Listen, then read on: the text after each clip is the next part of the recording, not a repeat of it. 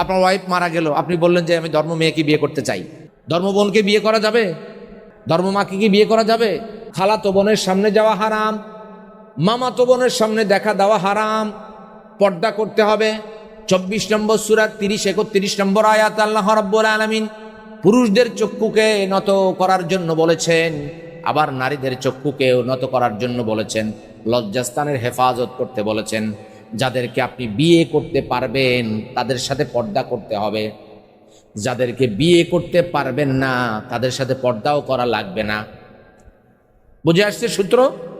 যাদেরকে বিয়ে করতে পারবেন, যাদেরকে বিয়ে করতে পারবেন তাদের সামনে কি করতে হবে? পর্দা করতে হবে, কারণ আপনি তাদের সাথে যে কোনো মুহূর্তে বিয়ের প্রস্তাবও দিতে পারেন। এজন্য আমাদের দেশে ধর্মবোন আছে না নাই? ধর্মবোনকে বিয়ে করা যাবে? যাবে। ধর্মমা আছে না নাই? ধর্মমাকে কি বিয়ে করা যাবে? যাবে। ধর্মবোন, ধর্মমা, এদেশে কি করতে হবে?